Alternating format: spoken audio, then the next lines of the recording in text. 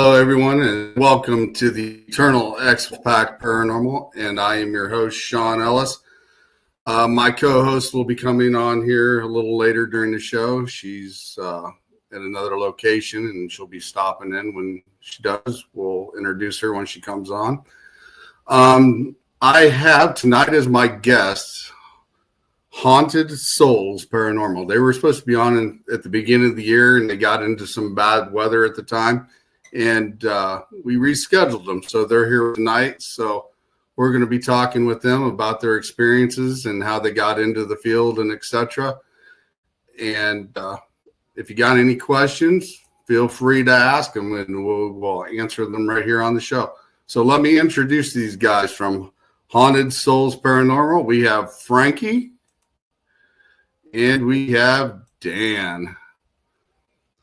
How you guys doing tonight? Oh, pretty good, pretty good. We're doing well. Pretty good. We're settling in. You said earlier, you guys said earlier, you guys are getting some of the weather down there still. So, God, I hate snow. Up, man. Picking up, and it's just it's not friendly to ghost hunters. We were shooting this week with Discovery Channel at one of our locations, and it was just brutal. And they're from Canada, so they weren't, but even they were cold. Yeah, they were cold. Like, just because we're from Canada, we're still human. Oh, wow. So it was icy, and it was the first day was nicer than the second day. The second day it had snowed a little bit and ice, and it was just I'm sorry to say, Wednesday at 11:30, Wednesday night at 11:30, 11:45, I was ready to just get out of there. I was like, I'm done. This is done. I'm done. Cold. Too cold. We've been here for 2 long days. Yeah, and Johnny and Jordan from Ghost Off Grid, that's the name of the show, is Ghost Off Grid, and then Johnny and Jordan are the host of it. It's the second season, and they were actually phenomenal to work with. And it's actually like a really good show because they didn't really fake anything. Like, they were really, we liked them so much, we actually badged them in. They earned a badge. I mean, Jordan, we locked him up in Matt Albert's solitary confinement cage, and he stayed in there an hour with a camera. And then Johnny went down a forbidden hallway in Emmaus where you're not really supposed to go down and ghost hunt because the spirit down there is pretty angry. But he did it, and they both did their lonely walks, as we call it on the team. If you want to become a member of our team, we have challenges you have to do. It's not just a matter of filling out an application. You kind of have to prove to us that you can do lonely walks and that you can go through the buildings alone and do those types of things, because sometimes, we get some paranormal investigators that don't want to leave quietly at 2:30 a.m. and we have to go get them or hunt them down. So we have a really good lineup of people, and so we've been really excited about Emmaus Village that is popping off, and I think we have 2 events there scheduled for March 7th and 8th. And those tickets are on sale right now. And it's a fun location, man. A lot more TV is coming. A lot more TV shows are coming.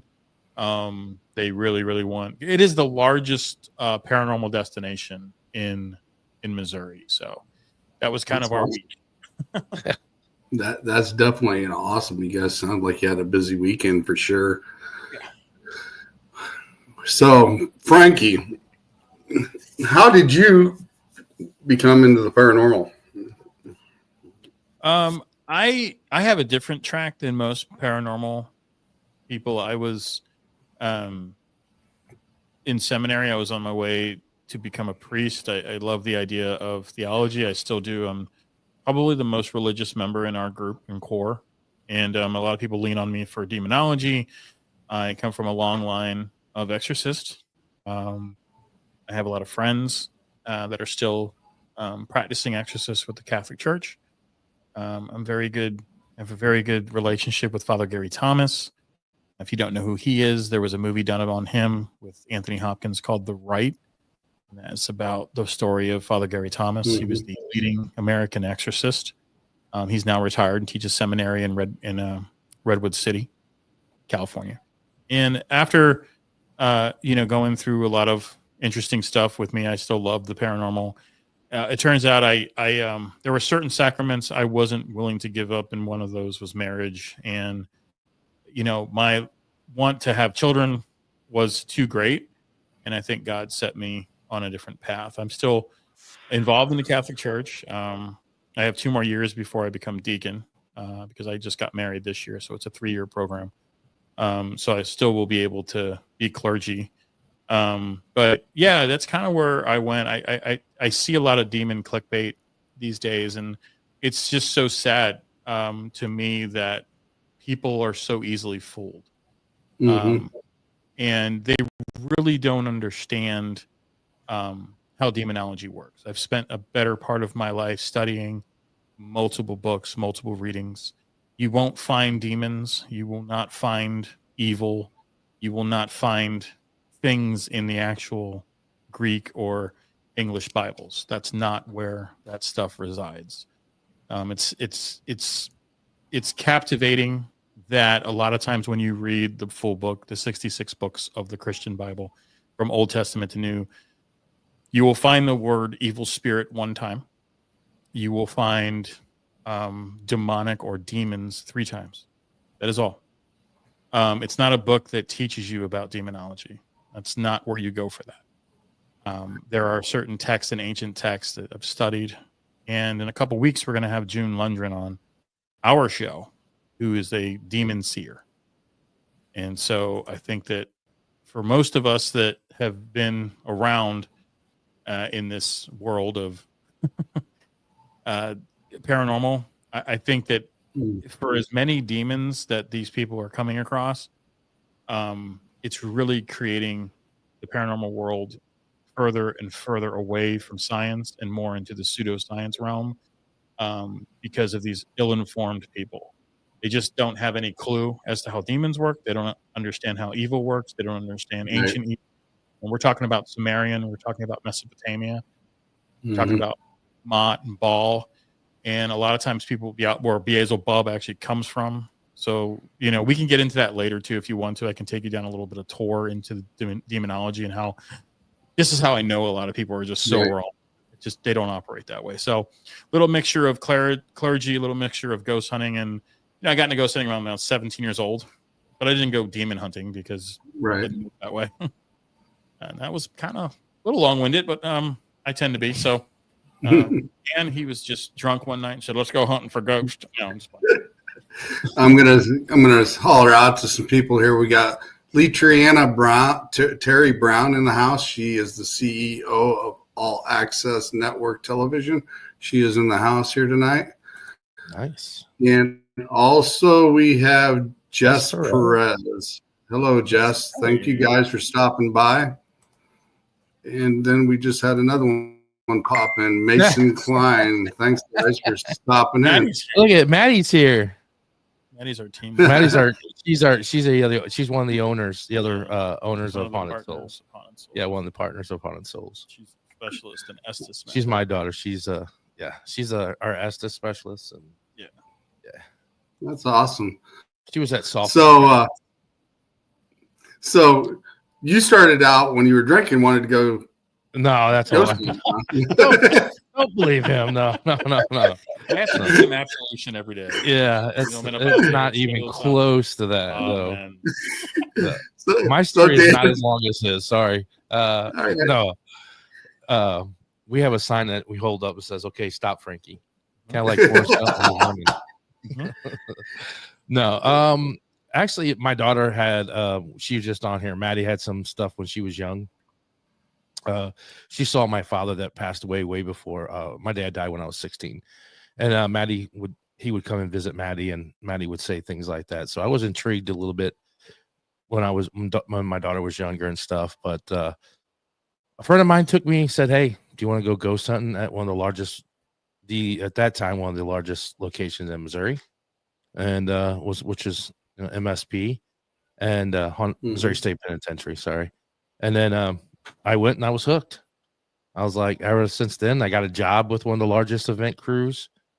And then I was like, you know what? I can do this myself. And started the Haunted Souls and everything. And then I met Frankie and he came over. And I've been doing it for about 6 years.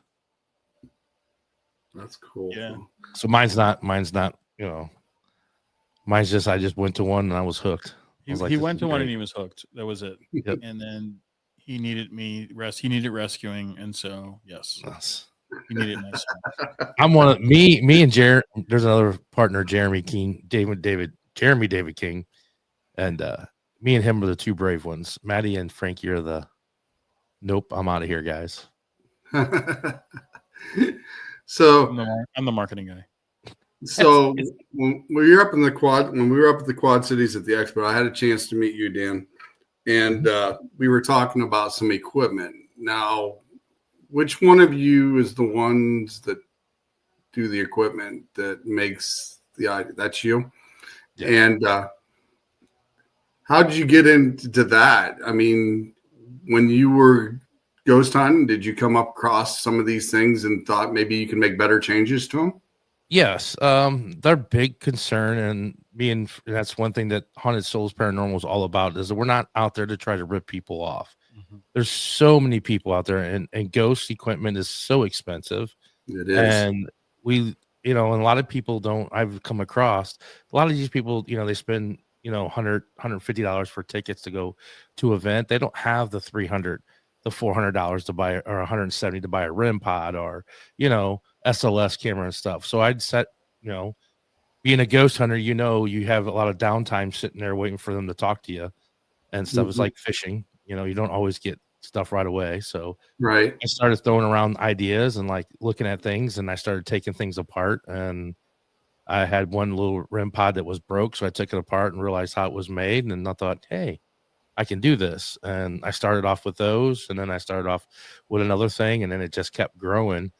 And I mean, we got skulls that light up. We have different price ranges too. So at the Paracons, you go up to these people's tables and they're selling REM pods for like $200, $300, and it's like the technology of what it goes into it. I'm not disparaging anybody's work. It's just like, we hire a guy that specializes in 3D printing. He's really, really good at it. Mm-hmm. So we basically have to fit the bill for that. And then when Dan takes that off, we always come up with new and cool ideas. And Dan's always having some, like, we did really, really cool mystery machines from Scooby-Doo. Instead of just this ugly black puck that sits on the wall mm-hmm. or on the floor, we decided to do, Dan's like, let's do the mystery machine. And the guy's like, I can do the mystery machine. So we have a mystery machine REM pod. We now are doing ghost traps from Ghostbusters that are REM pods. We'll be selling those at the Missouri Paracon. Mm-hmm. Is coming up in 2 weeks here. At the some casino in KC, which I really hope people show up to this one, Sean. I know you've done a lot of paranormal stuff in your life. Mm-hmm. These guys want $175 a ticket, and wow. I was like, man, that's steep, dude. Like, wow. Yeah, that is. So I think it's going to be a lot of us sitting around buying vendors shit that day. So I don't think a lot of. Well, I hope not. Yeah, I don't know how he's planning. Yeah. $175 wow. Beginning of the year. It's like, wow, dude. I guess he's this is the first one too. Taking on those tax returns, I guess. Yeah. Especially if you got to get a motel and stay up there, for traveling, and on top of that, and food on it, all that. Wow. That's good. That's why we came up with a new idea for a new REM pod. And then I'm always looking for, like, we talked about the Gremlin and stuff. Like I have like baby Yodas.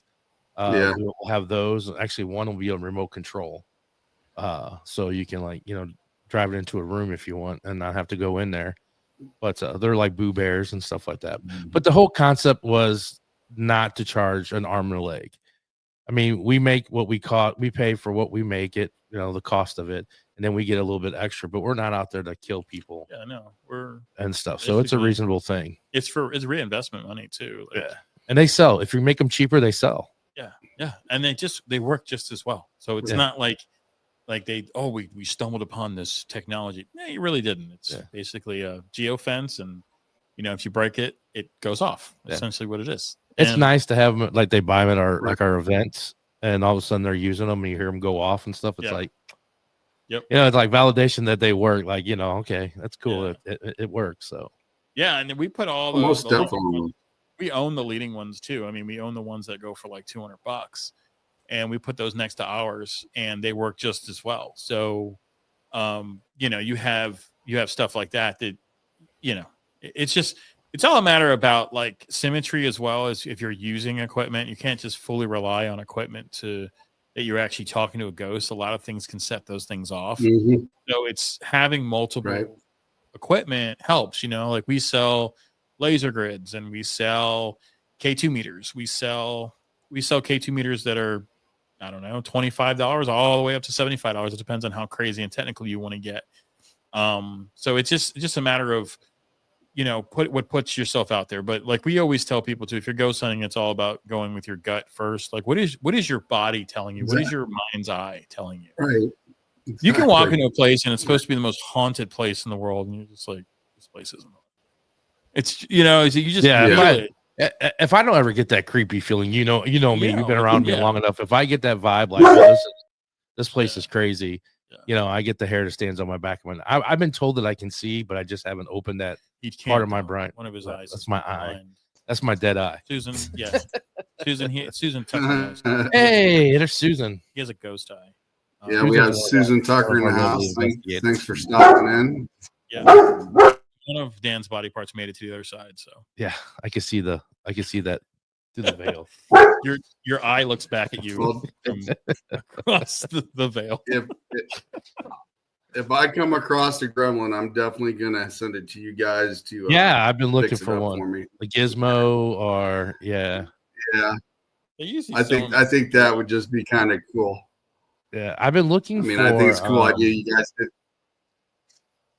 did the mystery machines as well, and even the Ghostbuster traps. That's pretty awesome idea. I think that's cool. Yeah, we tried. We were thinking about doing the Echo 1 car, and it just has a lot of detail and was kind of pricey for a 3D printer. Yeah, and we're trying to do it. We're trying to keep the cost down. Yeah, and I think our cost on that one was close to like $75.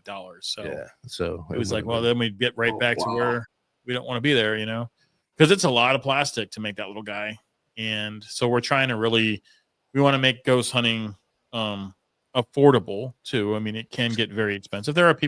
We have people on our team that as soon as stuff comes out, they buy it. Like, as soon as it comes out, they have it. It's like crazy. I think one of them has 2 mystery machines and a skull. And it's like every time we come up with a REM pod, they buy it. And they got a Boo Bear.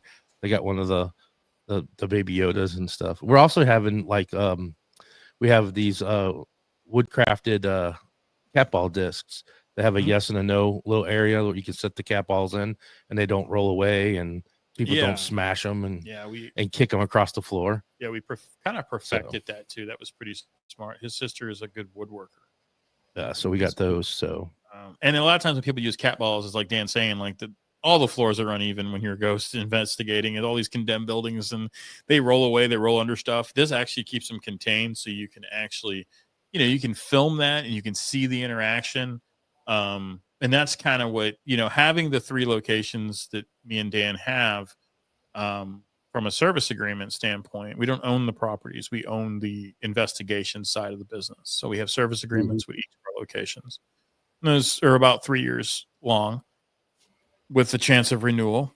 And I think they'll all renew because we're trying to preserve the history. We look at the history. We really rely on our owners to bring that history to the public and then to refine the history. And you have places like ISS where they're probably already sold out for the year, and they refuse to work on the building. So now the gaping leak that was there 5 years ago is now a gaping hole that's probably 10 yards long. And eventually the place is just going to fall in on itself, or somebody's going to become a ghost. I think I have just the one night I investigated. I think I got black mold in my lungs. The black mold, all the water that's in that place. Have you been there, Sean? Yeah. No, I haven't been. Make sure you bring a respirator. Yeah, it's bad, dude. It's bad. It's bad. It's bad. It's like, and they do these drone videos. I'm like, oh, maybe they're getting a construction company to come out and look at how menacing this looks. I'm like, yeah, for your lungs, dude. Wow. Yeah, you can walk in, which is one of the epic things of Indiana is the nurses station. And we've gotten great activity in there. But when you get there, you can look up and see the sky.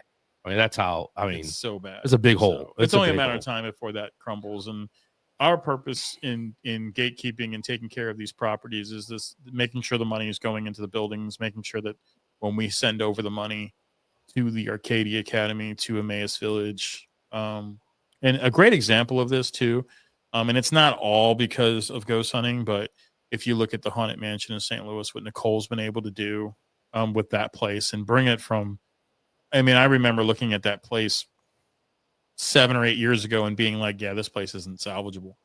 Because we were thinking about buying it a long time ago. Mm. And I'm like, it's just too much work. Right. But Nicole bought it. And I think within 3-4 years time, she's really been able to bring, she's got window. It's looking great, looking beautiful. And that's where we try to find our niche when we're doing events. We want owners like that. We want owners that actually care about the building and the history of the building and maintaining that first. And you do that through these investigations. And that's what makes it so important to us that we do sell out. We want to sell out every event, because the more we sell out, we can bring these places back to, where they need to be for level occupancy and ADA compliance. People in wheelchairs, vets, man, that lost their legs or have trouble walking or getting upstairs. We have the ability to make these places accessible again, so we can have ghost hunters from all different ranges and walks of life. And if we're not putting money back into those buildings, then that's just not a possible or foreseeable future for them. So that's part of what Haunted Soulz Paranormal does. We're a very different looking team. Yes, we are strong and we're big. We have a lot of members, and all of our members are earned. They earn their badges. We wear the colors, and everyone on our team has showed their bravery in very dark places, and that we help and we cultivate and we teach people how to ghost hunt. And one thing Frankie was talking about, Emmaus, this is a big thing that we're trying to do at Emmaus, is that we have access to all floors, that we have elevator. It's not working, but there was an elevator there, and it's just needs a new motor and stuff. And we could be, wheelchair accessible, because if you've been to different haunted locations, there's just, you can't, there's tons of stairs, and that just opens up another area of people to ghost hunt. So that's one of our main goals at Emmaus, is to get the elevators working there. That's awesome. That's great that you guys are doing that to help out the places that you're actually working with. I've been to some locations where you've walked up the staircase and you'd have to walk up the side of the stairs just to get up, because the floor or the steps themselves in the middle would bust out underneath of you. And then once you got up to the top floor, you got to make sure you stay against the wall, because the floor would fall through if you walk through it.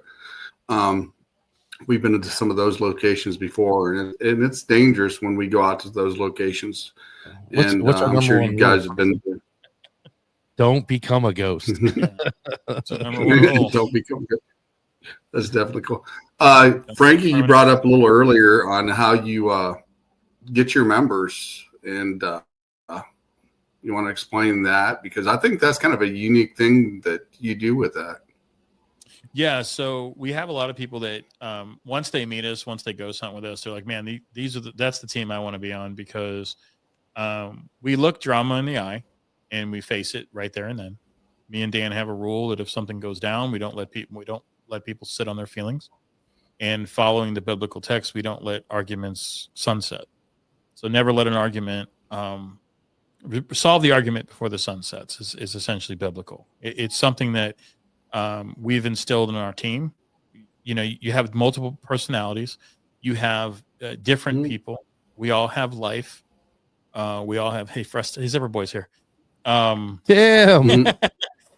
Zipper Boy. But so the thing is that we want people that are strong, that are brave, that want to be part of work as a unit. What makes us a little bit different too is that when our events hit a certain threshold, we actually pay every one of our team members that are working the night. So we have 2 leads that will get paid, and we have 3 supports that will get paid. So not only are they able to be at these locations, wear the colors, but they also get paid. And not a lot of ghost teams actually pay their employees to run events. We do, which makes us a little bit different. And so how you become a member of Haunted Soulz Paranormal is you have to do a series of challenges. And everyone can have a headquarters. If they want to HQ at Arcadia, then your challenges are at Arcadia. If you want to HQ at Emmaus, then your challenges are at Emmaus. So if you're at Emmaus, for instance, one of the challenges is that you get locked in Matt Albert's cell for an hour by yourself. So you literally are in solitary confinement. The bar comes down. He's never going to. You're not. You're never. Hey, if we give you a nickname, that's That's right. Something. That's a good thing. That's not a bad thing. That's right. I mean, I'm Hollywood. Wow. But the thing that we do is we basically encourage people to become. And then I'm wearing the purple. Dan is wearing the black. And that's our. Yeah, if you just spin around there, you'll see that the badging kind of dipped down a little bit. Yeah. So there's kind of the badging in the back. So you'll get a sweater. It just has our Grim Reaper holding our chicken. And you'll get a sweater like that. And then if you earn your badges, then we badge you in. And then there's a celebration before the night. Usually that's done between and with, other ghost hunters and stuff like that that are there for the event. We always badge people in before. If they're wearing purple, they're support. If they're wearing black, they're leads. We also do a pretty cool thing with our events as well. Careful, you're hurting my camera there, buddy. Sorry. Yeah. So we do something pretty cool too. We give people paranormal equipment. I know a lot of teams do that.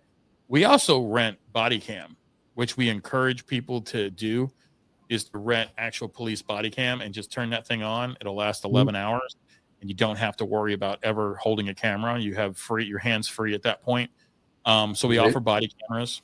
And the other thing we offer is pro ghost hunters to go with you. So you can check out one of the staff of Soulz Paranormal. So you can I want to take Maddie with me, or I want to take Brandy with me, and they will go ghost hunt. So you actually learn from the pros. And a lot of times we get people that come up that are pros. They just, hey, man, I never checked this place out. And so what we offer is we do the rotations like most teams do. We do ours differently, right? Everything we do at Soulz is unique. So what we do is we have 3 rotations. One of those rotations is for people that know all the stuff, that don't need to be trained, that just want to go ghost hunt. We pay to ghost hunt. I want to ghost hunt. I don't want to do rotations for you guys. So we go through all the equipment. We go through the little spiel, little history stuff, and then we send them on their way. So location 3 goes with a support and a lead, and then they can just start ghost hunting. The other 2 go to Estes method, and we do Phasma box, and we teach them the correct way to do Estes method, because I'm seeing a lot on TikTok, the Estes method, the guy's standing in front of the person asking the question. And I'm like, that's not how Estes. I like the we can hear you. Right. I like the Estes that's like by themselves too. Yeah. The one person just puts it on and they just yell out what they're hearing. It's like no one's asking questions. Yeah. No one knows what's going on. You're sitting on fire. Yeah. 93.9.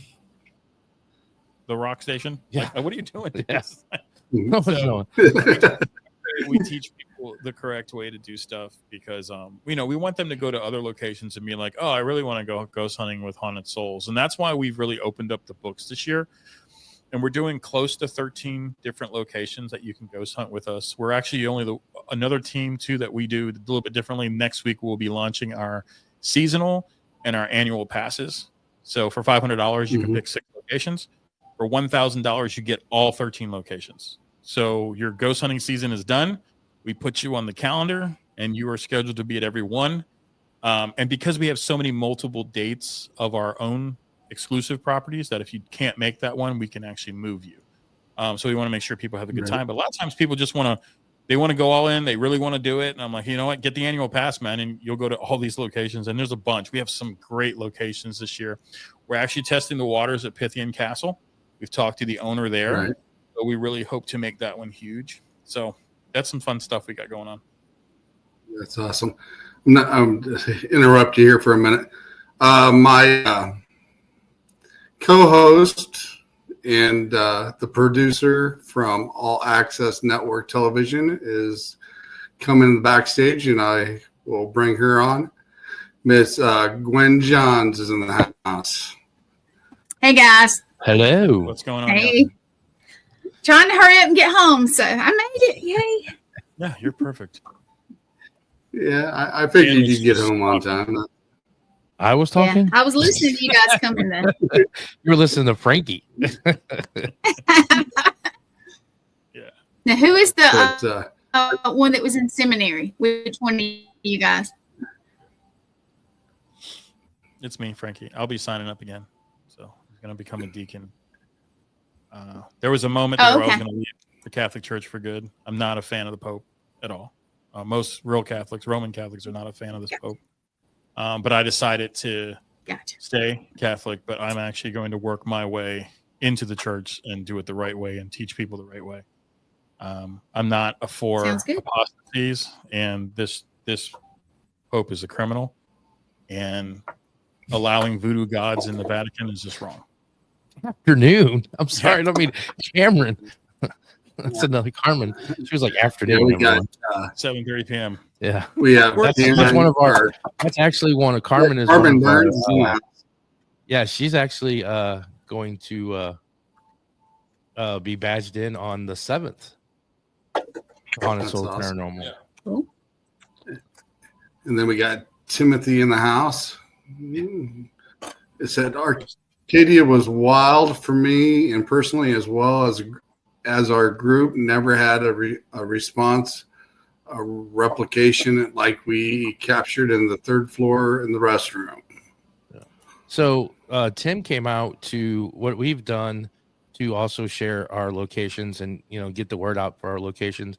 Me and Frankie came up with the concept to have 2 pro nights a year where we invite different groups for free to come out. We give you 2 free tickets. And then if you have anybody else, it's only $50 each additional person after that. But we give you 2 free tickets to come out to one of our locations, and we have a pro night. And last time we had in Arcadia, I think we had 18 different teams. Yeah, we had a lot of teams. We invited a lot of teams out. And Tim was one of the teams that we invited with Phantom Detour. Yeah, Phantom Detour. We had Patriot. Those there was all kinds. We had Spooky Dookie is one of my favorite teams. Spooky Dookie.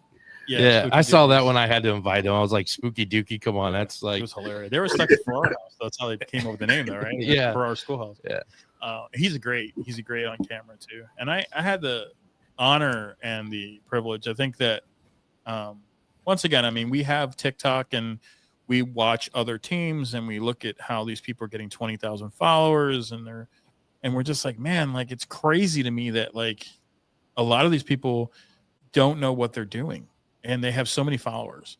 And I think that one of the things that keeps coming up is this word gatekeeping, where these people like me and Dan who have locations are like, oh, they're locking it down so no other teams can come in.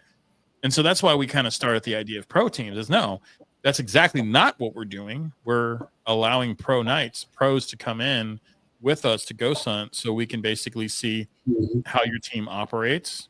And eventually we will open it up to where you can actually host events at our locations. We just want to make sure that we've ghost hunted with you, that we know that you're good people, that we know that you're not looking for demon clickbait, because it's not going to happen on my watch. It's just not. It's just not how demons operate. And I will stand my ground on that. It's just not how it works. You just don't go into a place.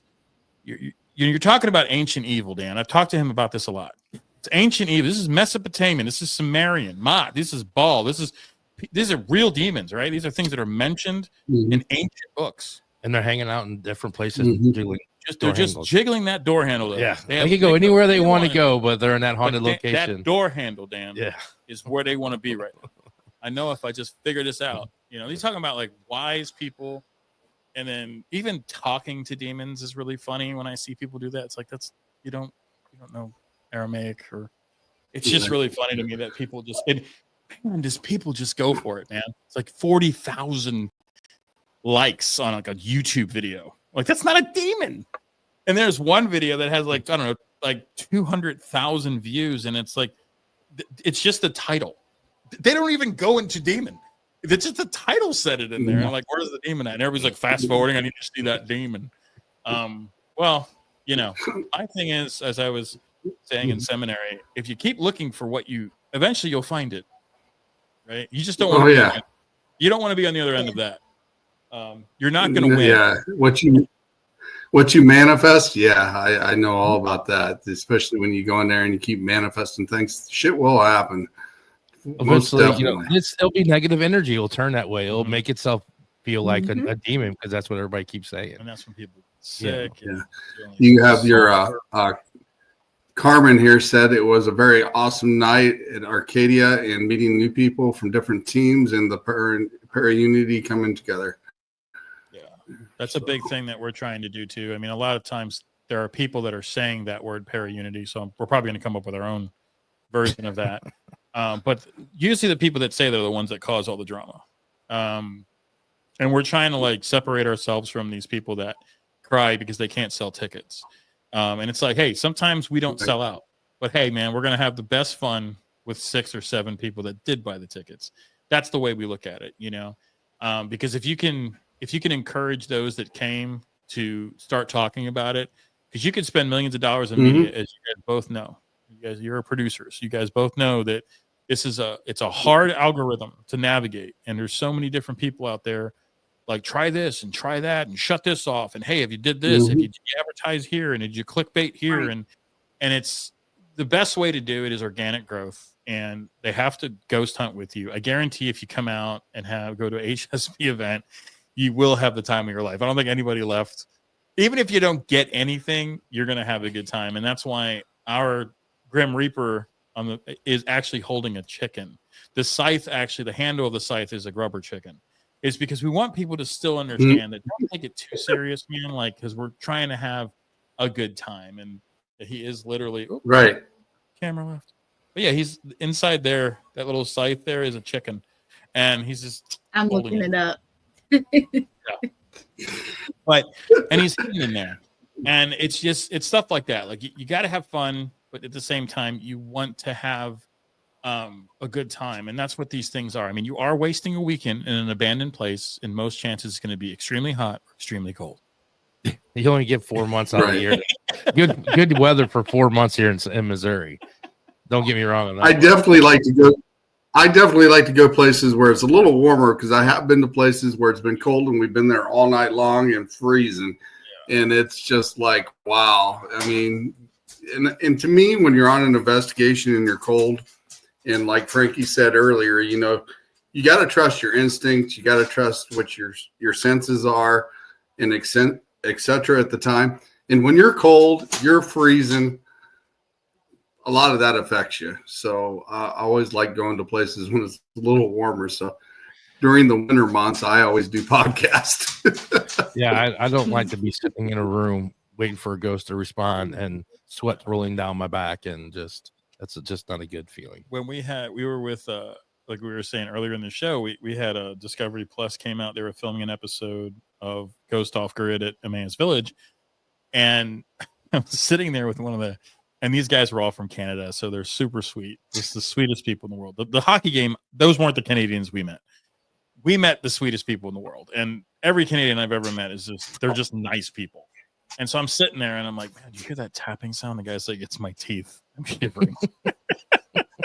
That's so cool. And I'm like, I don't know if we're getting the right stuff, dude.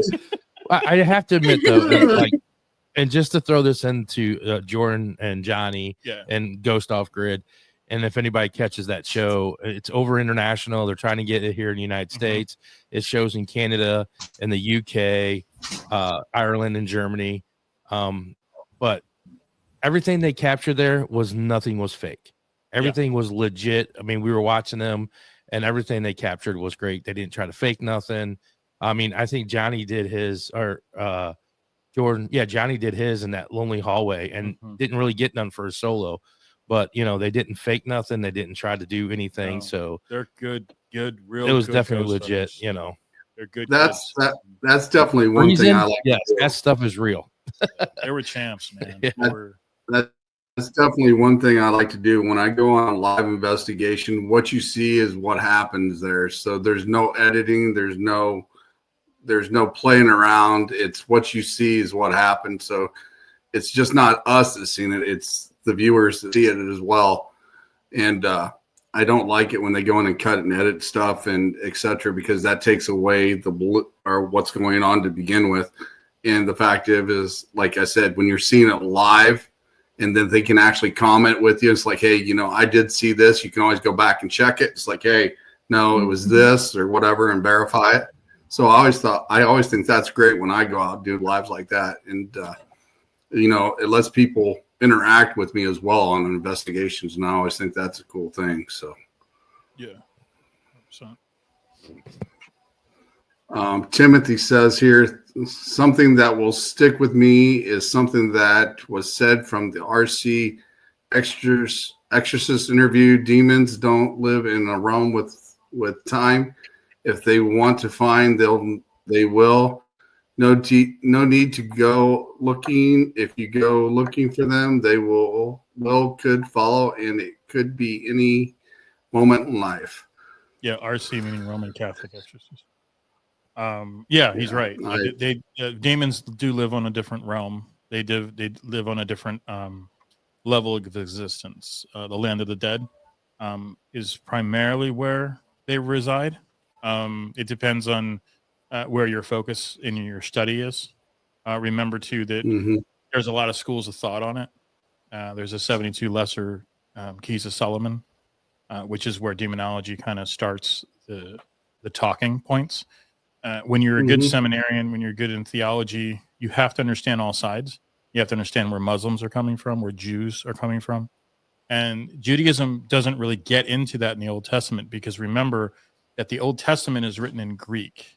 It's written in Kolsha, which is a Greek text, and it's a very ancient Greek. And so what that means is that when the Bible writers were translating these things, they surmised a lot of stuff. The focus of the Bible is not to learn about demons. The focus of the Bible is to learn about God and Christ. So that is not the book that you would read to learn about them. They're mentioned. They give you key highlights. But that's not where exorcists study demons at. So what Fresta is talking about, he's talking about the land kind of before the first temple of Jerusalem is what he's referring to. And then we're currently in the second temple of Jerusalem to the third, which is destruction, right? So only the Wailing Wall stands today. So the first level of essentially that the first temple of Jerusalem, you're talking about ancient evil that was around. God does not diminish, and this is another thing that's a common misconception, is this idea that God was the only one. God is clear that he is Yahweh.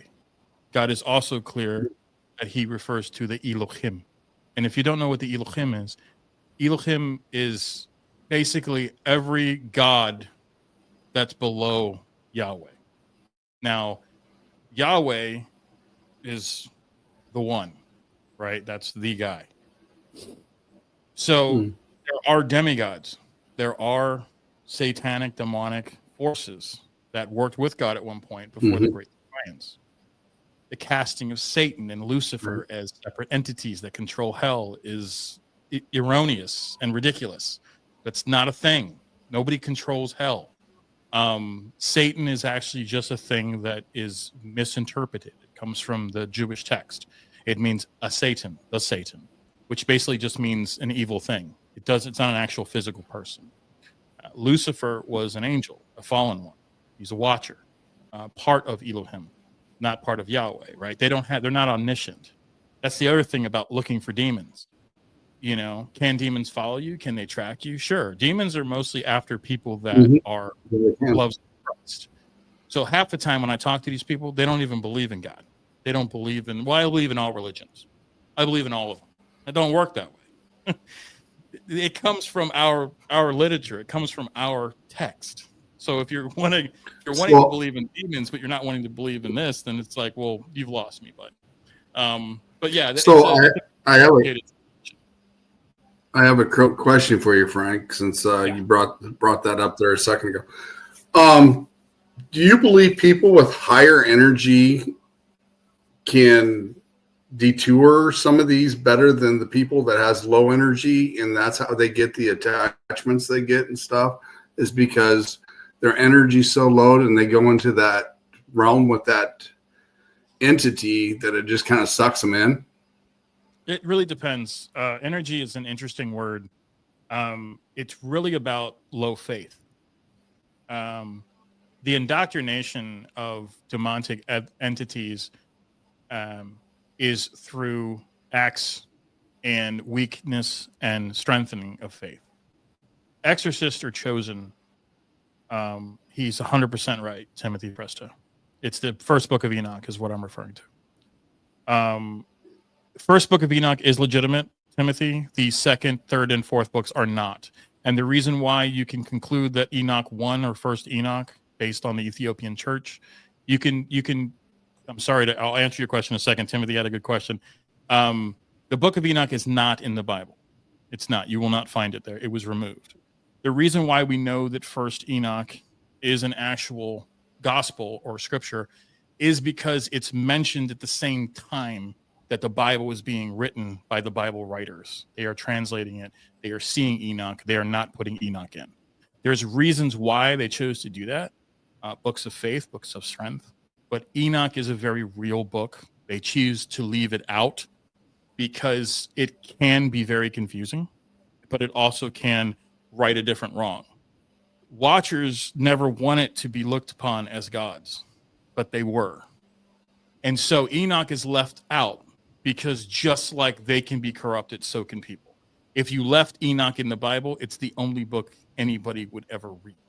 So the Bible writers were smart in their choices. You have to also understand that the book of Revelation will not see any inheritance till Constantine. Constantine is going to put the book of Revelation that's written by John on the Isle of Patmos when he was expanded by the Roman armies. So there's a lot of history that goes within theology. And that's the problem with these young demon seekers and hunters and seers and all these types of things. It's like you have to understand the history of kind of how it works. But usually when you look at possession, which is extremely rare, and every Roman Catholic exorcist will tell you that, it's more prominent in third world countries. It's not prominent in America. It's just not. It just does not happen that much. Possession and all that shit does not happen that much.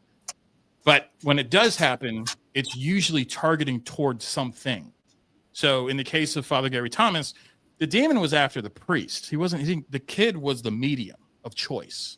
This child, this woman, this person was the medium of choice. The demon can kill you like that. That's the other thing that I would warn people. The Bible is very clear on that. Demons can kill you. They don't have to abide by anything. In most cases, as Roman Catholic exorcists will tell you, you're looking at things that possession sometimes ends with the death of the person that's possessed. It does happen. It happens a lot in Italy. It happens a lot in First Vatican. Second Vatican was the reason why Father Gary Thomas takes the Vatican and says, I don't like what we're doing here. We need to start performing the ritual, not the rite. And those are two different things. The rite of exorcism is for disembodied voices of spirits that were once human. And then there's the ritual, which is basically dealing with dark energy. You're dealing with ancient demons. Those two things are not held up by the Vatican, once again, because why? Well, because the church makes money, because you have to pay for your possession. And what happens is they subside the demons come back, you come in. It's kind of like pharmaceutical and healthcare doctors. Yay! Like Johnson & Johnson makes Band-Aids, but they also make razor blades. So there you go. You're going to need a razor blade. You're going to need a Band-Aid. So it's that type of formula. What Father Gary Thomas decided to do was come to Chicago, start the School of Exorcism in America, and did things very differently. He treated all the cases of cancer, as we would call, at stage 4 for possession. They did the ritual, and they went right after the demons and bound them to the cross of Christ, and they were gone forever. And so when you look at that type of stuff, in those scenarios, if you have weak-minded people, if you have people that are kind of like have to be happy and you know, they're already weak, man. You got to stay the path, right? God's clear on that, right? It's like the path to righteousness is very narrow and treacherous, but the path to being open and accepting everything, that's easy. So why would a demon need somebody necessarily that's praying to them? Like you have a Church of Satan in Salem, Massachusetts. Demons don't need those people. They have them. They want people that are like me. They hunt me. They hunt priests. That's what they want. They want God's chosen is what they want. So the thing that I would remind people is that when you're going to ghost hunt, enjoy that you are talking to people that might need closure. That's where the answers need to come from, especially when me and Dan are at Emmaus, where you had a lot of people that were in asylum that were locked up and they shouldn't have been. Right. But they might have stories to tell. And if we're just focused on trying to find, Beelzebub, that's not right. He's not in Missouri. OK, maybe he's definitely in Arizona. He's probably in California. But whatever. The thing that I would say is that, right. It's just like, it's just funny to me. It's like, oh, you're in Michigan and you found Beelzebub. That's great. All the demons are in Florida. That's why those people are crazy. I mean, the ancient texts say that demons pretty much hang out around where they were formed. Yeah. I say that because Frankie's from Florida. You're not wrong. You're not wrong. Yeah. So yeah, it's really dependent upon the strength, weaknesses. It's basically where your faith is. If you're a very good Christian and you have a very good relationship with Christ, then of course the demon will seek you out. He will tempt you, right? And there's a darker conversation here, but that leads into the Crusades. But a lot of times people get bored with that. The priest in the basement. Yeah, Father Gregory. I was just going to say that you can have different things if you want with us. Yeah. If you want to investigate like people that were like were treated mean and stuff and asylum type, we have that. If you wanted to come and investigate nuns and priests, we have that. If you want to do gangsters and brothel and, we have that. And all three locations are totally different. Yeah. Areas like experience. Yeah, the Emmaus is like asylum and stuff, and Arcadia Academy is priests and nuns and stuff, and then St. Louis Haunted Mansion is all gang mobsters, and it used to be it was opened up as a brothel and a bar, a saloon. And Great place. Yeah, it's a smaller location. I think we only sell 10 tickets to it because we want people to experience it. And I think that's the other thing too, is that a lot of these guys that run these events, they'll open the ticket sales up and there's like 75 people there. And it's like, we're never going to get anything. We limit our ticket sales so that people have experiences and they can go away and they can get quiet and they can kind of just do their thing where no other person is bothering them. And the other thing that we do is we allow younger people. Not quantity. It's quality, not quantity. Exactly. So we take a hit with that. I mean, sure, we could sell 100 tickets to Emmaus. We limit our ticket sales at 50. Emmaus can easily take 100 people. We have 5 buildings, but we want people to have a qualified experience rather than a quantified experience, right? Well, quantify it. Yeah. 100 people. That's a lot of money. We just made you 10 grand. It's like, but we don't look at it that way. We look at it like we want our name to grow. We want people to hunt with us. And what's also unique. I think what you're doing. Go on. I think what you're doing is great is the fact of that, because if you get too many people in a location, it corrupts all the data you get, because then you don't know who's talking from where and who's been whispering and stuff like that. And when you limit it to so much, then like you said, they get that experience they're looking for and not have something that's tainted. So I like that idea a lot. When I used to work for the company I used to work with, they would do a large location and they would sell like 200 tickets.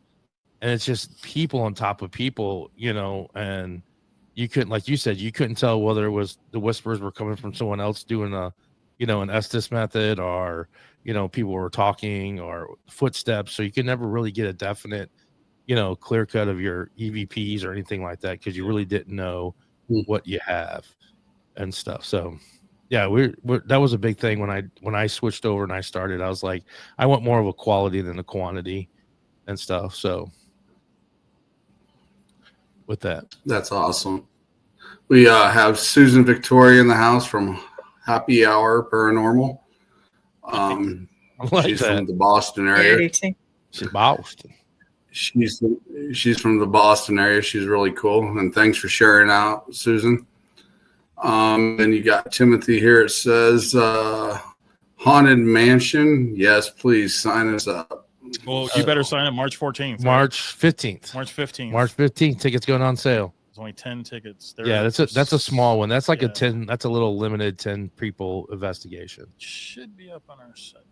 It is. HauntedSouls.com with a Z. Yeah. Now is the time, because we'll start filling up soon, because ghost season's just around. The ghost hunting season's just around the corner. One of the things that we also have unique to that a lot of places don't have, and we're deep diving into this year too, is our Emmaus property is a cryptic area. So there's been a Dogman sighting there's actually a road named Dogman Road next to Emmaus. So we're going to be indulging, we're not cryptid guys.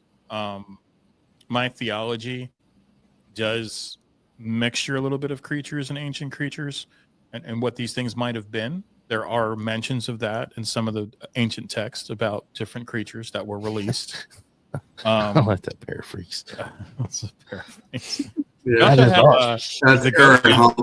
was here. I wanted to say hi to him. He was sending some love. The thing that the cryptid stuff, we're lending Blondes and Booze. I don't know if you guys know of them, but they're pretty big into the cryptid research. So Brandy and Krista and Texas Front Porch and a couple other big cryptid guys are actually coming Michigan Rob. They're actually coming in to investigate. Hey, there's Danny. Hey, Myers. That's our cop. That's our resident cop on our team. Things get rowdy. She takes care That's of it. awesome. There you go. Yeah, so the cryptid thing is happening. There's a small investigation coming up, and then they're going to we're going to do like some camping sites for them. You just got to really limit the amount of people that are out there when you're doing cryptid. Is a very different world, but yes, Emmaus does hold the paranormal and the cryptid. Yeah, and people love that area because. And last time they were out, Terry Mosby, Brandy, and Krista caught something on audio that sounded horrendous. It's just the most vile sounding thing in the world. And I'm a very amateur hunter, but I know calls. I know elk sound weird, moose make weird noises. I don't know what the hell this thing was. I'm like, maybe Ball is here. I don't know.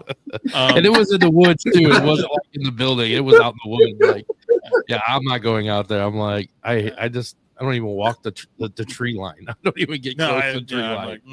Like, you guys want to camp with us? I'm like, we're good. This is going to be interesting because this is like Memorial Weekend. We're going to be pitching camp. Me and Frankie and Jeremy and Maddie, we're all going to be pitching tents with these guys. And I'm like, so what do we do? Do we like go in the woods? They're like, no, we just pinch and camp. We just wait for it to come to us. Like, okay. It's gonna be like Blazing Saddles. I'm just bringing beans. Yeah, we're gonna sit around and eat pork. All right. Well, guys, I'm gonna do something for the show tonight because we've been talking a lot and the show's been going great. Are you guys able to go another half hour? Yeah. We're good. Yeah. So I have a question. We're going to stretch. Oh yeah, Frankie talk like he can't talk for another 25 minutes. Yeah, well, we're going to stretch the show out for another half hour. We're going to stretch the show out for another half hour. This has been going really well. Go ahead, Glenn. No, I'm just saying, how far is this from me? I'm in the South. I'm in South Carolina, so it's probably like a day drive. Yeah.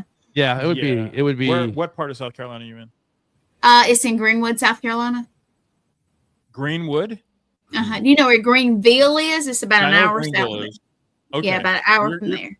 You're close to Asheville. Sort of, yeah. Not far. What about Spartanburg area? How far are you from Spartanburg? About an hour. A little over an hour. It's about, if it's just you, 11 hours. If it's just you, yeah, it's about 11 hours. 11 hours. But I'm just saying, if you bring 4 people and they have to pee every 6 seconds, like there are people that belong on road trips and there are people that do not belong on road trips. Yes. I will leave your ass at Quick Trip if I need to. I just want to get a drink, man. It's not like I got to stop. He tells me all the time. Like, gas station. Yeah. He should run tours for gas stations, like literally. Okay, number 1 rule for a road trip: you pack a cooler that somebody can reach, so you can pass them. You don't know what you can. You can miss pickleballs. Yeah, like. We found pickleballs. They're like cheese balls, but they're pickle flavored. Missed the ghosts. Missed all the ghosts in the action. You can never know what you can find in a gas station. Velasquez pickleballs. They're like cheese balls, but they're dill flavored. Yeah, they're dill pickleballs. Missed all the action. Missed all the ghosts. Basically, the apparition came out of the basement, said its name, handed us the keys. Yeah, we're late.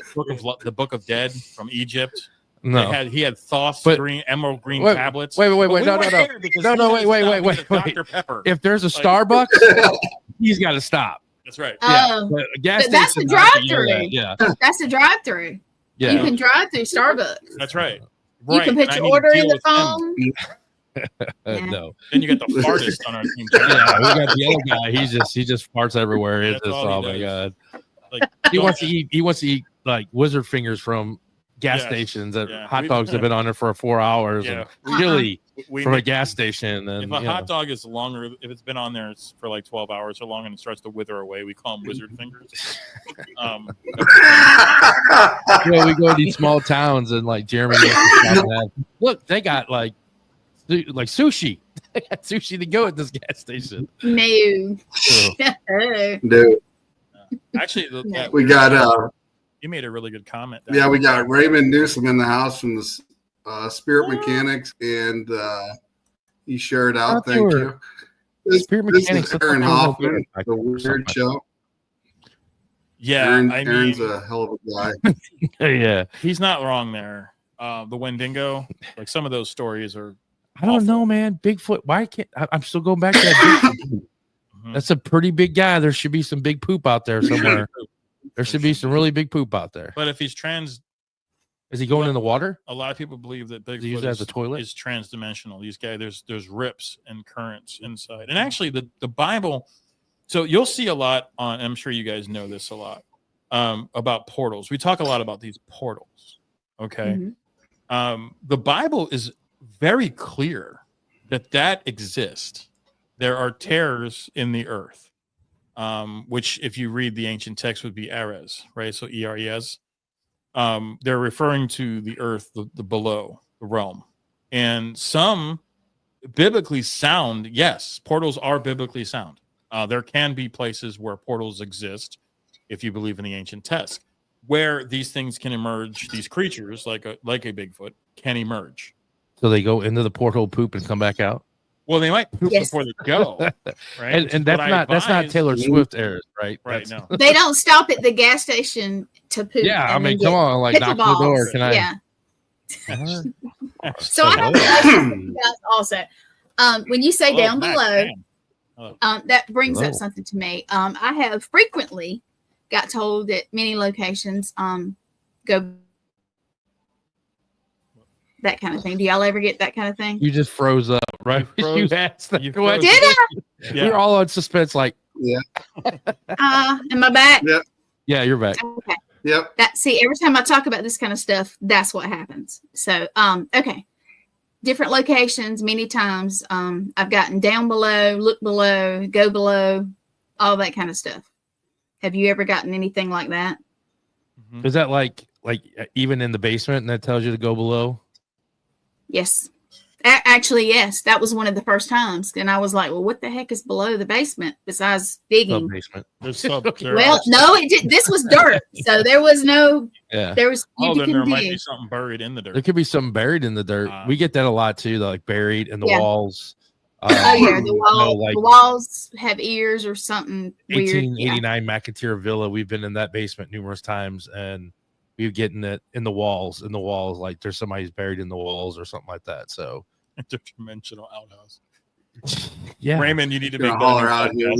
Please make that a new podcast. Interdimensional outhouse. Yeah, we're gonna holler out here. We got Carla from Horror Paranormal.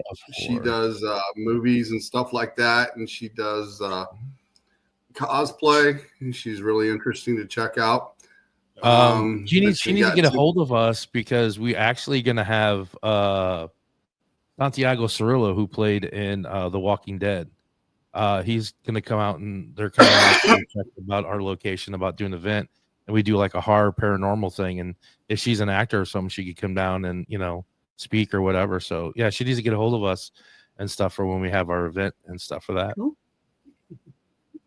Then you got Timothy here. He says ley lines.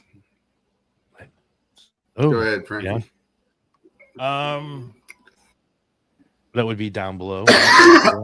Yes, ley lines is actually a good thought on that. But also interdimensional when you look at certain. It's hard to. There's a lot to that, ley lines, right? So. So a lot of properties over time. You got 5 minutes, dude. You got 5 minutes, dude. I don't have 5 minutes. A lot of properties over time shift. The weight beneath them shifts. They aggregate more soil and dirt. A lot of times, especially in St. Louis here, people will start, it's a dirt basement. But when they started digging, it was actually floor. There was actually Nicholson pavers, which Nicholson pavers are wood. Before brick before cobblestone in the city of St. Louis, we had 12 miles of Nicholson pavers. And if you don't know what Nicholson pavers are, people used to complain about how noisy it was when they heard the clip-clop of horses going down the street. And so Nicholson came out for a way of sound bearing that one by making these small wooden tiles. They're about that thick, and they were square. And he'd put these Nicholson, and then it would soften the blow of wheels, wagon wheels, and horseshoes. So a lot of times when they say look below, look further, it could also mean that something exists in the soil that where you are. If the house was moved or shifted. It could be at certain places. You also have lodges, like Masonic lodges. They're always going to have a cornerstone. True. That's a huge thing. So you just, I mean, it's good to have people on the team that, you know, have the construction background, have the historic backgrounds, have the historian. So we have like architectural historians that we work with that are really fun on ghost hunts because they're like, well, I don't know that would be there because if you dig any more, you're going to get water, you know, stuff like that. So, but you know, overall, it's a crapshoot when you're ghost hunting. Or it could just be a dead body buried there. That's true. I have worried about I'm right, dig me up. I'm right here, right below you. You're standing on my hand. We actually had a location that the owners would not let us dig up the property, and we think there's several bodies left on there because they found, if you look up Galesburg, Illinois, and it was about maybe 8-9 years ago, or maybe not quite that long, maybe about 5 years ago, they actually found a half of a body in a house here.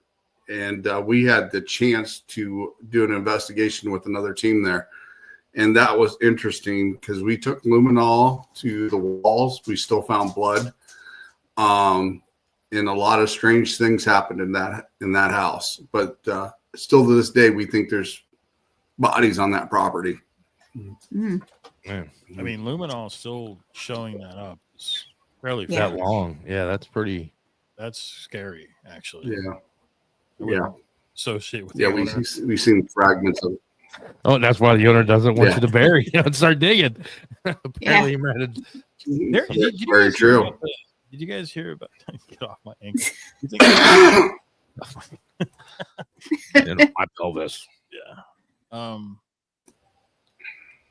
It's like the ghost just said, "Lean on me." No, it's saying you're leaning on me. Oh, he's in the wall. He's in the wall. There you go. Yeah. So, but there's a thing that actually exists now that I'm doing a little track on, little investigation of my own. So I don't know if you guys have heard this, but allegedly, O.J. Simpson was haunted by the ghost of Nicole. I have heard that. Okay. You heard this? This is I've heard. Where? Yes. But where? At his mansion? In Brentwood? Well, the most famous case is a guy on an airplane filmed him. Like OJ was on the plane and the guy was sitting. So if he was kind of sitting a row behind and to the right. So he had like kind of a clear shot at OJ Simpson and was kind of like watching him like the whole way. And then he dozed off for a second. And he had this full on conversation with someone, with Nicole. No, he was clear. Oh, wow. No, that's funny you say that because I just watched that Netflix documentary. The new one, where at the end of the whole, I don't want to blow it, but he does tell someone that he killed Nicole. Oh, so you just blew it? Yeah. I mean, well, everybody knows he did it. Come on.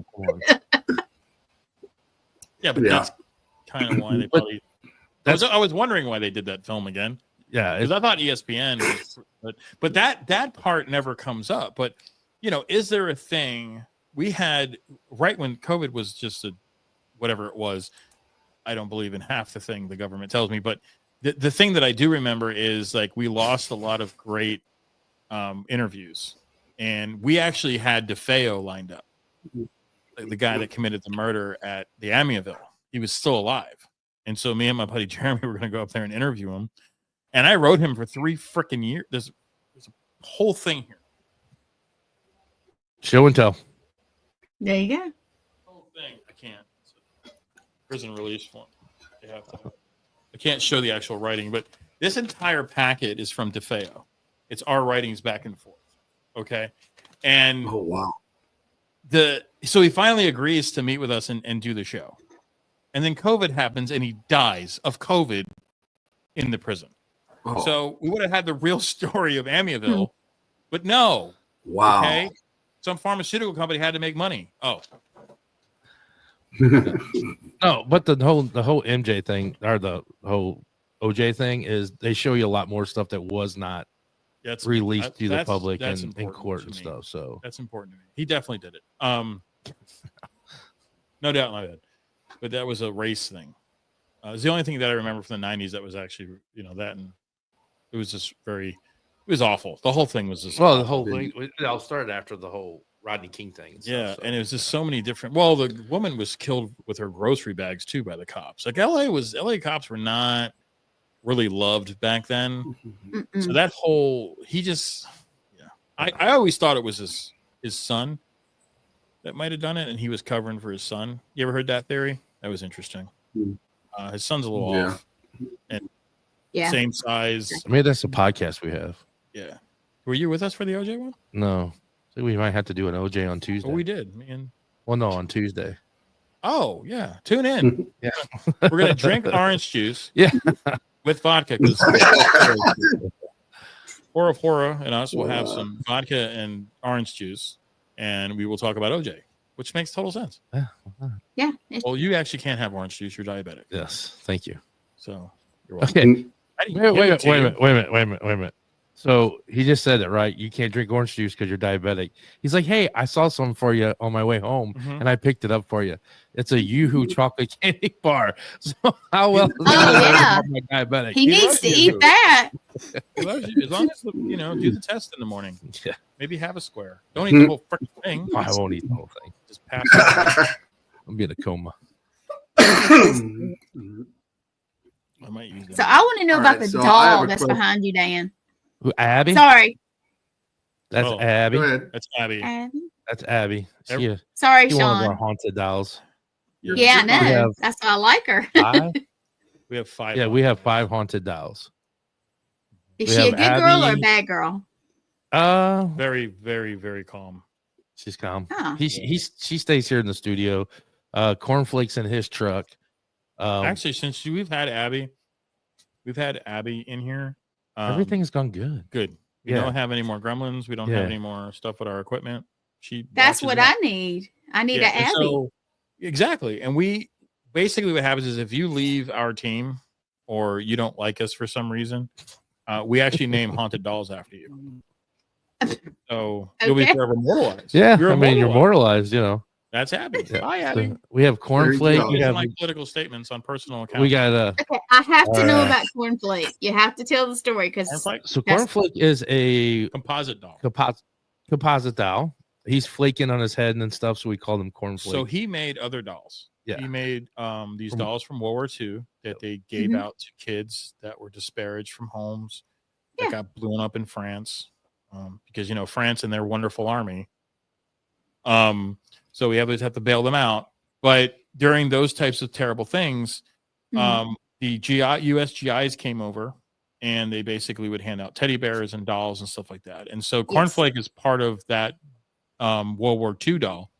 And kids from, we believe, what might have been concentration camps as well, would have received these dolls. He was in the doll factory fire, so he's kind of melty. But he's a good sport. We brought him to a radio station on Friday, and Columbo's still alive, so I guess he's cool. Because Columbo was all up on him, man. Yeah. Stop touching him, dude. It's weird. Did you get the picture of him with the headphones? You have that picture? You can bring Cornflake up. He can bring it up and show you what Cornflake looks like. I would like to see that. Yeah. We also have a Geisha doll, and we've seen her move in her case. Yep. So she has moved, and then we don't know about that one. Yeah, she's pretty. She's at another haunted location right now. And then we have Tim, you're not listening to this, but we have a haunted vase that has miraculously just vanished. Does it travel? I don't know where it's at right now. It's in Emmaus somewhere. We think so. We hope. So do you get a prize if you find the traveling vase? I don't know, Tim. Tim, the guy that's on here, he gave it to me because he was having bad luck with it. Oh. So I said, yeah, I'll take it. thinking that we were going to put it in a haunted location, and now we did. Emmaus is, I don't know who's done with it, but somebody took it. We're still looking for it. Well, there are objects that travel for real. So. Yep. He's like, yeah. If it ends up back at your house, Tim, let me know. I'll come back. Oh, wow. It could. It could. That'd be pretty awesome. Tim got this vase and his life turned into a country music song. We love you, Tim. You know what happens when you play a country music song backwards, right? You get your house back, you get your dog back, you get your wife back. Yep. But what if you don't want your wife back? Yeah. I don't have my phone. Yeah, it's the whole box is gone. I had it in the box, so we're looking for it at Emmaus. It was supposed to be in the office, and it's not in the office. So it's all in one piece. So we'll find it. It's not gonna go. We'll get it. Yeah, but if it shows bucket, dude, tell me about it. Yeah, if it shows back up at your house, just let me know. I will post cornflake right now. Yeah, he's getting it right now. Please stand clear of the doors. But that's the part about when we hang out and people are like, "Oh, you gave that guy a nickname," but it's an enduring thing. So yeah, before I see him, does he look anything like this? I don't know if you can see. Oh, here we go. Nope. Oop, nope. I'm not. Go down. Yeah. Oh, well, Mo's he's got a different uniform on though. Yeah. Mm-hmm. That's probably the one that the replica that they made. Right. With he him, would have made that doll. Yes. But he's a little flaky because he was in a fire. So Frankie decided. The lady when we bought him, she was like, "Thank God you finally that doll's finally leaving here." She's like, "That thing is just." I'm like, "Okay, cool, we're taking it." Just open him up, and I'll share my screen real quick. Oh, you can always stop. There you go. Yeah, there you go. I like that, Raymond. Plan. There you go. That's the plan. Yep. You don't need the truck and the wife. You just need the dog. Now maybe the truck back. Yeah, I would think that, unless you got a new one. A better one, yeah. Yeah, the new ones will drive off on their own. True. You can present him. There you go. He sent you the picture. He's in Here we go. He I'll bring him up right there. there. He is close to us again. Wow. Oh, hey, Cornflake. Look at that. That's cool. Yeah, he was at the radio show. So we're on 2 radio shows. We're on 2 Friday afternoons, and then the Haunted Garage. Frankie and Jeremy and I do a radio show on Saturday nights. Oh, that's cool. I'm gonna have to tune in then. Definitely. And you guys are always welcome to come into one of the shows that I do. So yeah, anytime. Let us know. I think we talked about the haunted object show that we saw because Sean showed us the advertisement for your network. Oh, our haunted object lab. Yeah, that looked pretty cool. So well, we it's in a trailer actually, and we got some dolls mailed to us, a big box of dolls last year, mailed to us from a haunted place. Let's say one of them is a very bad girl, very bad. She bit somebody. She bit somebody. She bit somebody. That's all we need. We need that. She bit you in a room with this doll and see what happens with you. No, she didn't bite somebody for me. Either she made another doll move, or she did something because I had them. I was taking pictures when we first got them, and I had 2 little dolls. This one and another little doll with a yellow dress on, and I go to turn, and the yellow dress doll goes bloop, and I was like, either she moved herself or the other one moved her. So I don't know which one it was. Yeah, that was kind of like our geisha doll that I had. Was like Nicole was like, "Did that doll just move?" She's like, "It was facing the other way, and now it's facing sideways." Abby really hasn't moved. She likes it in that corner. Abby just chills. Even though she's in the corner. She has good energy. I like her. So Tony had to put the headphones on because we call him Tony Jr. Tony Colombo Jr. Oh, He has the same haircut. Yeah, he does have the same haircut. You should have put a monster in his hand. Yeah. A straw. Get him a baby monster. Yeah. Yeah. We give him a straw. Yeah. A baby monster. Or giving its own voodoo doll. I don't know. That might not be a good idea. What if he didn't like you? He might make a voodoo doll out of you.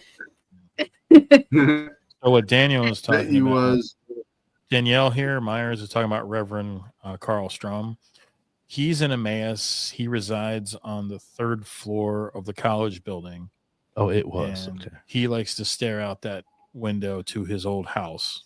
And Reverend Strom lost a daughter at Emmaus. She was a nurse, and she had eye surgery and was on some type of medication. It was the 60s, I believe. And she ran a thermal bath for herself.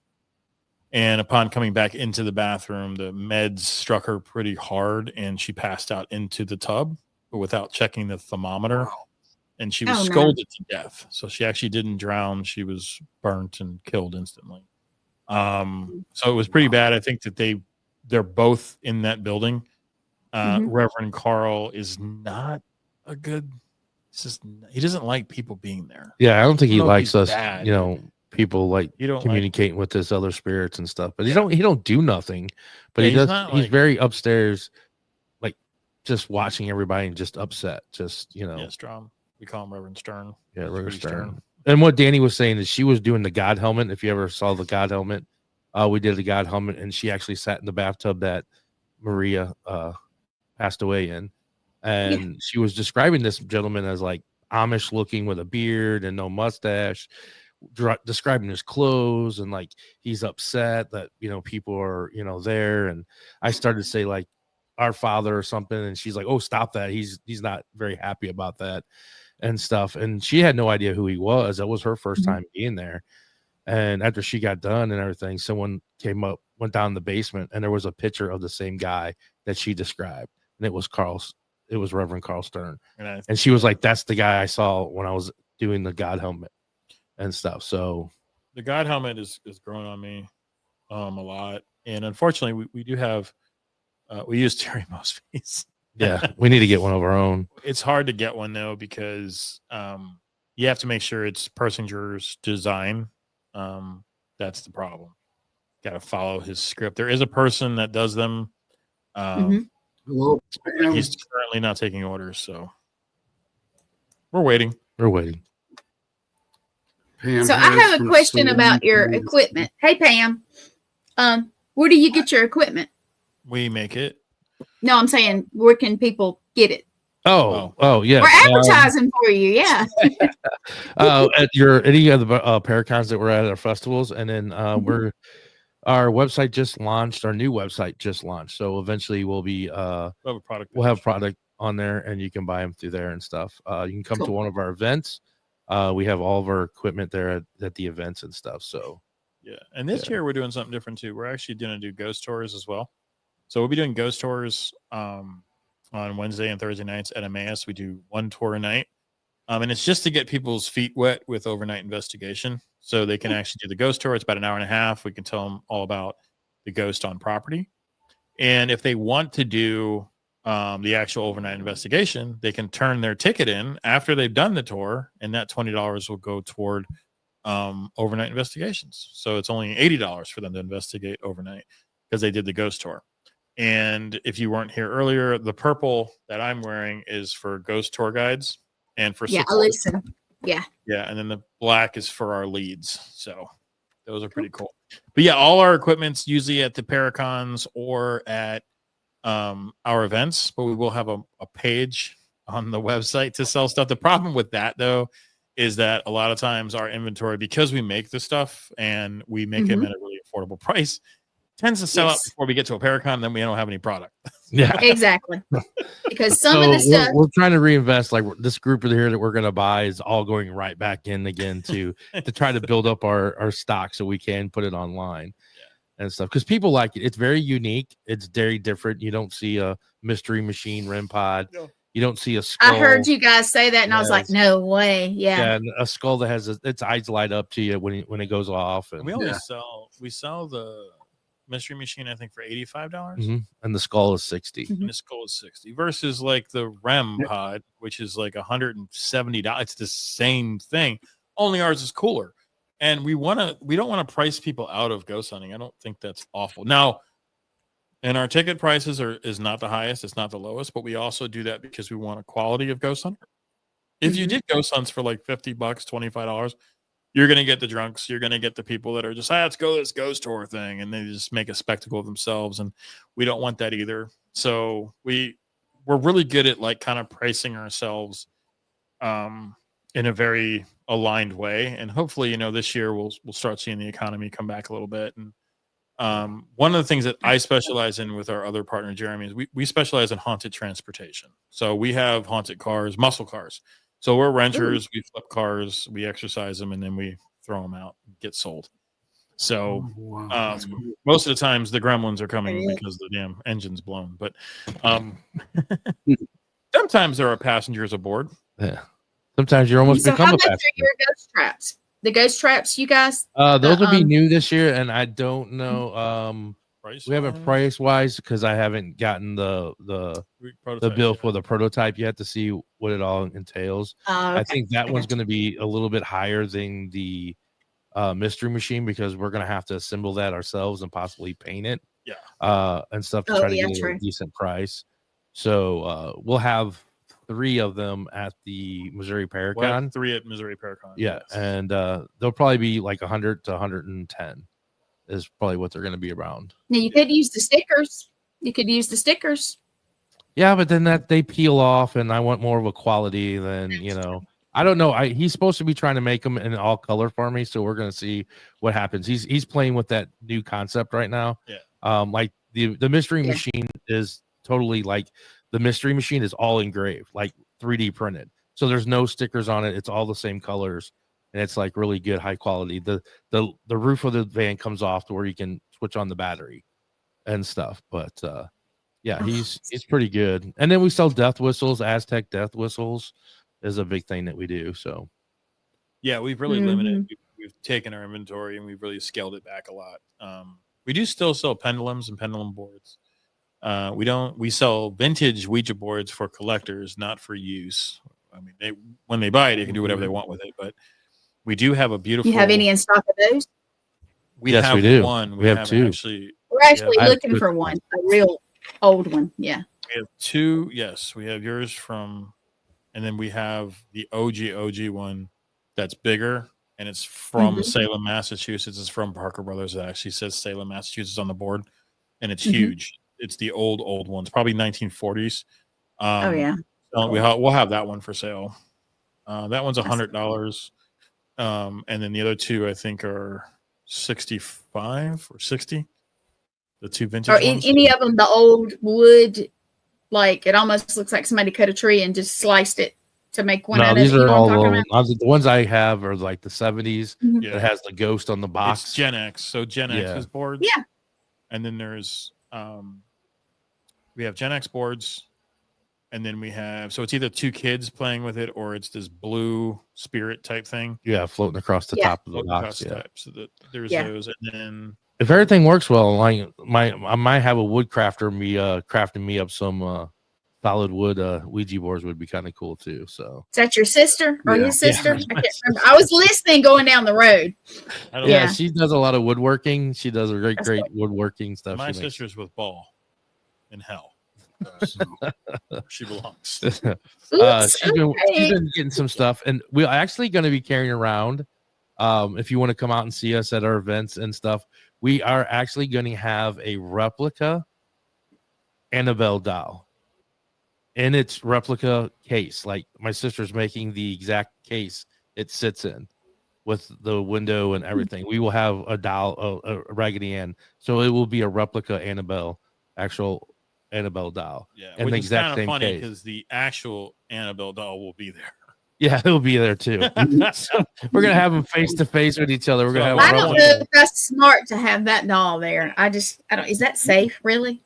At one point, we're going to swap them. Yeah, we're just gonna swap the dolls, like the Mona Lisa, like at some like Ocean's 11 or something. We're just gonna swap them out. That would be the best comedy ever. We should make a short film where we're trying to steal the.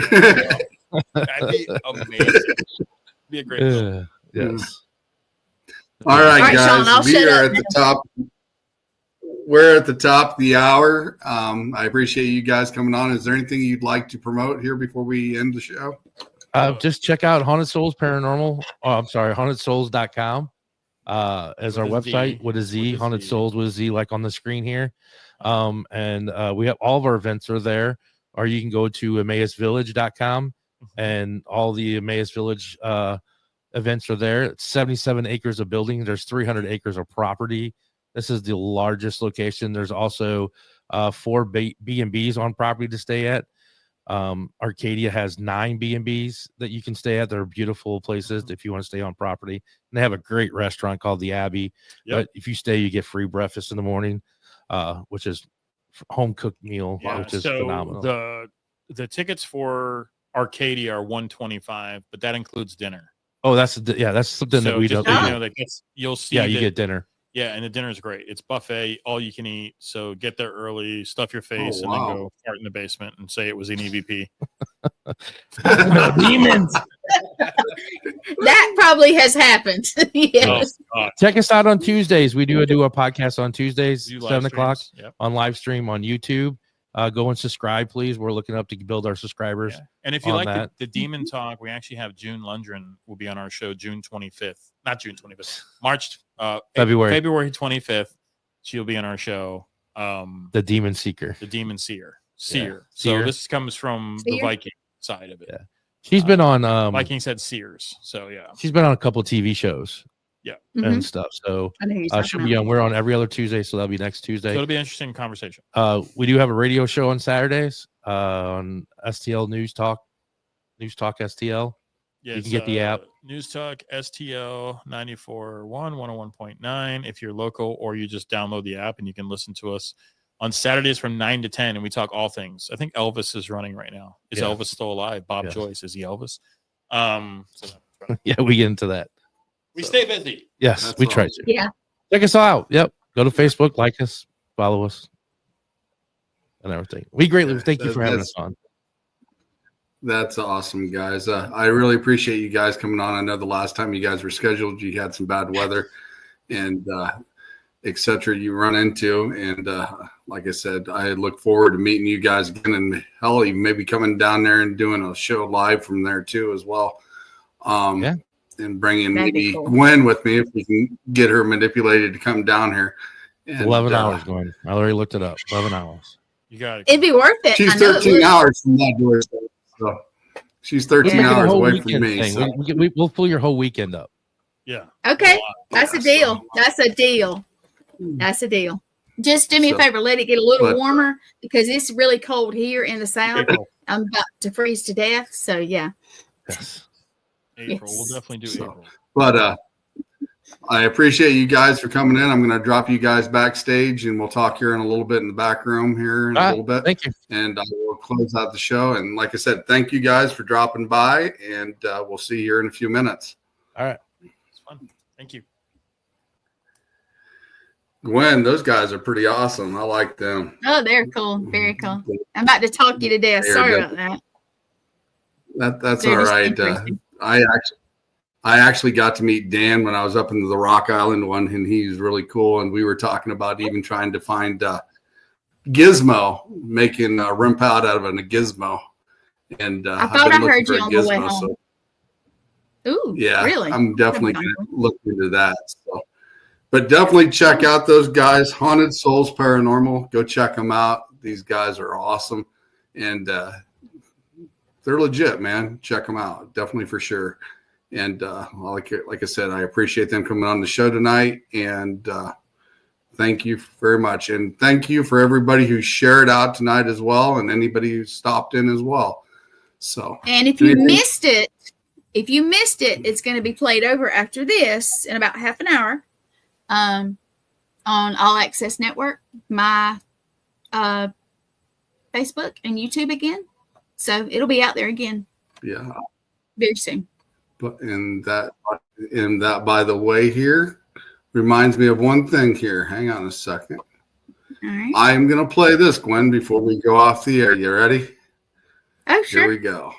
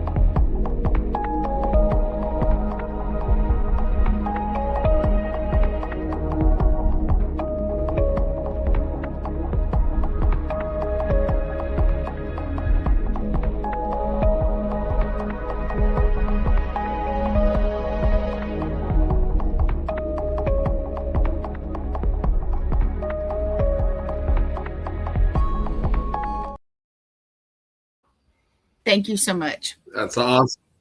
That's awesome, Gwen. You do an amazing job when you put all those ads together for all of us, and keep up the amazing work. Definitely for sure. And thank you for coming on and being my co-host tonight as well. Absolutely.